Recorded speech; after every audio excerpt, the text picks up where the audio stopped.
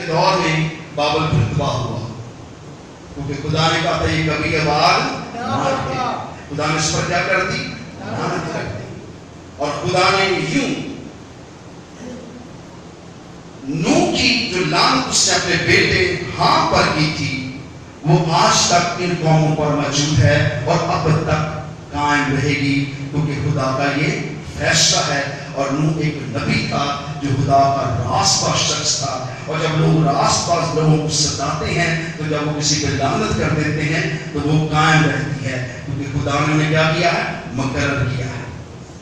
سو خدا کے کلام میں لکھا ہے یوں اس طرح قوم کے چتھے پھیل گئے، اور آج جتنے بھی اس علاقے میں برصغیر کے اندر اور ایشیا کوچک سے لے کر یورپ تک جتنے بھی لوگ ہیں یہ سب بابل سے حکومتیں نکلی ہوئی ہیں۔ رومن بابل سے نکلے، انہوں نے یروشلم پر چڑھائی کی، اور اس طرح سے خدا نے ابراہیم کو چنا اور ابراہیم کو کہا کہ تو اپنے ناطے داروں اور اپنے رشتہ داروں کو چھوڑ دے اور تو میری خاطر الگ نکل جا۔ اگر تو مجھ پر کیا رکھتا ہے؟ ایمان رکھتا ہے، تو میں تیرے ناطے داروں اور بت پرست قوم سے خدا نے ابراہیم کو نکال لیا۔ عرب کا علاقہ بت پرستی سے بھرا ہوا تھا، عراق کا علاقہ بت پرستی سے بھرا ہوا تھا، اور جتنے بھی ہم ایشیا کوچک کی تمام حکومتیں دیکھتے ہیں جو آج اسلامی حکومتیں ہیں وہ پہلے بت پرست حکومتیں تھیں، اور آج تک وہاں بت پرستی راج ہے، اور کسی نہ کسی کنڈیشن میں اور کسی نہ کسی صورت میں وہاں موجود ہیں، اور جادوگری اور فالگیری نبوکدنضر بادشاہ کے دور میں بہت عروج پر تھی۔ سو یوں خدا نے یروشلم کو جب بابل کو بادشاہ کو نبوکدنضر کو فتح کرنے دیا تو اس نے 4 شخص دانیل، صدرک، مسک، عبدالنجو، یہ صدرک، مسک، عبدالنجو بادشاہ نے، بابل کے بادشاہ نے ان کا نام بدلا تھا۔ بائبل بتاتی ہے کہ ان کا نام بائبل میں خدا کے کلام کے مطابق تھا، پر انہوں نے ان کو عہدے دے کر اور ان کے ناموں کو اپنے بڑے بڑے بتوں اور خداؤں کے نام صدرک، مسک، عبدالنجو کو دیے، کیونکہ حکمت اور نور کی روح ان پر ٹھہری تھی، کیونکہ وہ اسرائیل کے لوگ تھے اور خدا کا ان پر ٹھہرا ہوا تھا، اور جو کچھ وہ دعا میں خدا سے مانگتے تھے خدا بابل کی حکومت کا نصیب بدلنے کے لیے دانیل کو، صدرک، مسک، عبدالنجو کو استعمال کرتا تھا، اور یوں وہاں کے جادوگر اور بت پرست حاکم اور ہر قسم حکمت اور طاقت رکھنے والے جتنے بھی بابل کے لوگ تھے وہ ان لوگوں سے ڈرتے تھے، کیونکہ یہ خدا کے لوگ تھے، کیونکہ یہ خدا کے لوگ تھے، یہ ابراہیم کی نسل تھے، یہ ابراہیم کے بعد کے فرزند تھے۔ سو ابراہیم جب خدا پر ایمان لایا تو خدا نے اس وقت اسرائیل کو وجود میں لایا، اور اسرائیل جب وجود میں آیا تو ان کو بھی بابل شہر میں 70 کی سیری میں لایا گیا، اور جب یہ 70 کی سیری میں بابل میں داخل ہوئے تو خدا ان کا روح دانیل پر اور صدرک، مسک، عبدالنجو پر تھا، اور انہوں نے ان کے ناپاک کھانے نہ کھائے۔ اور جب ان کو بادشاہ کے تخت کے لیے تیار کیا جا رہا تھا کہ تم بادشاہ کے حضور کھڑے ہوں گے، تو بادشاہ نے اپنے نجومیوں، اپنے جادوگروں، اپنے حاکموں سے ان 4 لوگوں کو 10 درجے زیادہ ذہین اور زیادہ روح اور مسح میں پایا۔ ہاللیلویہ! سو یہ بابل کے حضور کھڑے ہوئے، اور یوں بابل کی حکومت میں خدا کے لوگ کھڑے ہو گئے، اور خدا کے لوگوں نے بابل کی حکومت کو سنبھالا۔ اور بابل ہی میں نبوکدنضر بادشاہ نے ایک خواب دیکھا جو دانیل نبی نے اس کی رویا کھولی، جو میں میرا باپ سے آپ کو پچھلے 3 ماہ سے سنا رہا ہوں۔ پھر آپ نے سنا کہ کس طرح سے انہوں نے بابل شہر میں بادشاہ کے خواب کی تعبیر کی، اور یوں بادشاہ ان پر مہربان ہوا۔ اس نے کہا آسمان اور زمین کے تلے اگر تو خدا ہے تو وہ اسرائیل کا خدا ہے، وہ اسرائیل کا خدا ہے، جو کھیتوں کو جانتا ہے، جو ہر ایک چھپی ہوئی خواب کو جانتا ہے، جو بندے کی تمام خطوں کو جانتا ہے، وہ جو آسمان اور زمینوں کو گھیر سکتا ہے، وہ جو بادشاہوں کا معزول کرتا ہے، وہ جو بادشاہوں کو کھڑا کرتا ہے، وہ جو بادشاہوں پر حاکم اور جابر ہے۔ اے اسرائیل کے بادشاہ، تو یہوہ، تو پاک، تو زندہ خدا ہے، جو بادشاہوں کا بادشاہ اور خداوندوں کا خدا ہے۔ اے دانیل، تیرا خدا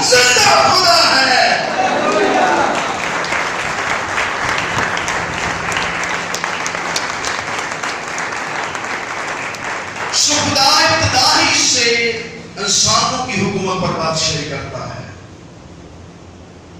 سو آج بھی ایسا ہے، بڑی حکومتیں ہیں پر ایک چھوٹا سا اسرائیل خرچ کرتے ہیں، کیونکہ وہ اس پر خدا کا فضل ہے، اور لکھا ہے کہ آسمان اس کا تخت ہے اور یروشلم اس کے پاؤں کی چوکی ہے. صلاحیت کی ساری روح ان لوگوں پر ٹھہری، اور ان لوگوں نے، جیسے میں نے آپ کو پچھلے خط میں بتایا، پچھلے حصے میں کہا کہ 1,44,000 لوگوں پر کیا کی گئی؟ مہر کی گئی. اور یہ اسرائیل میں سے لوگ تھے جن پر مہر کی گئی اور ان پر خدا کا روح ٹھہرا. اور یہ یسوع کی آخری 1000 سالہ بادشاہی میں لوگ کیا ہوں گے؟ داخل ہوں گے. آخری 7 سال کے اندر یہ قوم کے اندر ہم جیسے خادم کام پر خدمت کریں گے اور سب کو اقرار کرائیں گے یسوع خدا کا بیٹا ہے اور وہ دنیا کا کیا ہے؟ بادشاہ ہے. یہ ثابت کریں گے اپنے ہی کلام سے. آج اسرائیل باتوں کو نہیں مانتا، کل اسرائیل بھی اس کا گواہ بنے گا. ہاللیلویا. جو باتیں میں کہہ رہا ہوں یہ تاریخ گواہ رہے گی. اور جب آپ اس سے بڑھ کہاں ہوں گے؟ کہاں پہ ہوں گے؟ کہاں ہوں گے؟ 3.5 سال 7 سال دور کے 3.5 سال پہلے آپ کہاں ہوں گے؟ پھر آپ یہ سب باتیں جو آج آپ کو بتائی جا رہی ہیں آپ دیکھیں گے، سنیں گے اور کہیں گے کہ ہمارے خادم نے ہمیں بتایا تھا کہ ہم آسمان پر ان باتوں کو 1,44,000 لوگ کے ساتھ کیا کریں گے؟ سنیں گے اور اپنی آنکھوں سے یسوع کے تخت کو یروشلم پر سیون پر اترتا ہوا دیکھیں گے. اور خدا کا کلام کہتا ہے ہر آنکھ اسے دیکھیں گے اور جنہوں نے اس کو چھیڑا ہے وہ بھی اس کو دیکھیں گے. یعنی کہ اسرائیل میں سے خدا مردوں کو کیا کرے گا؟ زندہ کرے گا. اپنے قدموں پہ کھڑے ہوں گے. حزقیہ بادشاہ اور حزقیہ نبی،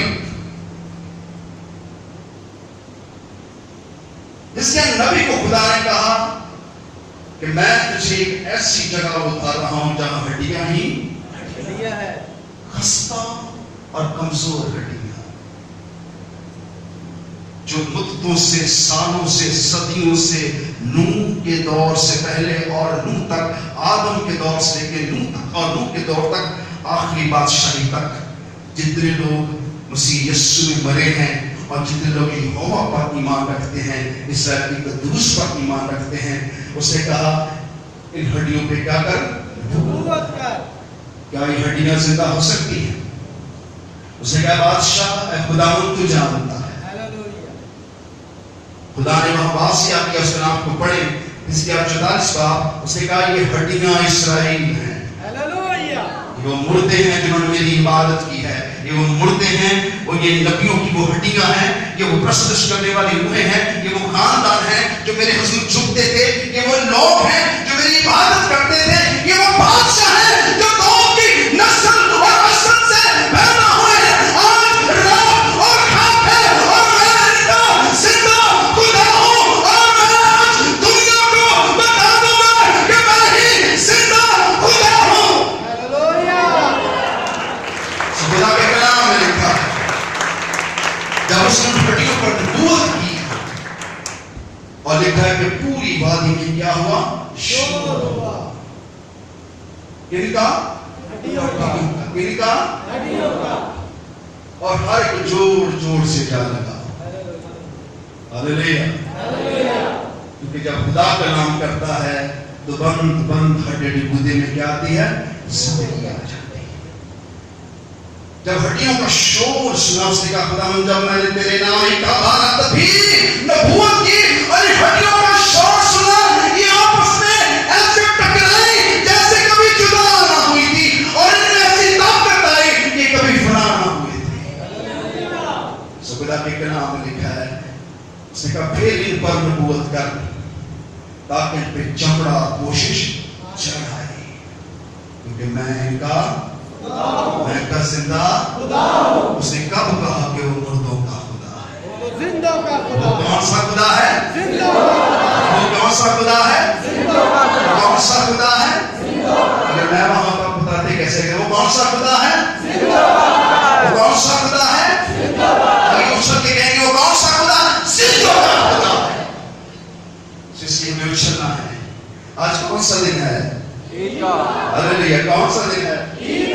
لوگ قیامت، موت، قبروں، وباؤں اور بیماریوں کا سامنا کر رہے ہیں اور ہم کہتے ہیں آج عید کا دن ہے۔ ہاللیلویا۔ اور کیا خدا کے کلام میں کہ ان ہڈیوں پر پھر نبوت کی گئی اور ان پر چمڑا، ان پر گوشت اور چمڑا چڑھایا۔ خدا نے اس کے نبی سے کہا کہ تم نے کیا دیکھا؟ اس نے کہا جب میں نے تیرا کلام کیا تو سوکھی ہڈیوں آپس میں جڑ گئی اور ان میں زندگی ہے۔ پھر میں نے تیرے نام سے نبوت کی، ان پر گوشت اور چمڑا چڑھایا۔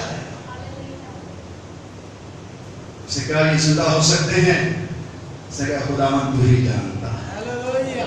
اس نے کہا پھر ان پر نبوت کر تاکہ یہ مردہ ہڈیاں اور یہ مردے، یہ مقتول کیا ہو جائیں؟ زندہ ہو جائے۔ کہ میں ان کا زندہ، میں ان کا زندہ، میں ان کا زندہ۔ آپ کو پتہ ہے اسرائیل کیا کر رہے ہیں؟ جتنے لوگ بھی اسرائیل کی قوم سے تعلق رکھتے ہیں وہ کہیں بھی مرے وہ ان کو یروشلم میں دفنا رہے ہیں۔ آج سنیں گا بھائی، وہ ان کو لانا کے وہاں جمع کرتے ہیں۔ یسوع نے کہا تھا جب تم یہاں سے جانا تو میری ہڈیاں ساتھ لے جانا تاکہ میرے خاندان کے ساتھ جڑی رہیں، کیونکہ میرا خدا زندہ ہے، میرا خدا زندہ ہے، میرا خدا زندہ ہے۔ سو لکھا ہے کہ جب اس نے ان سب باتوں کو ہوتے دیکھا تو پھر خدا نے کہا پھر تو ان پر کیا کر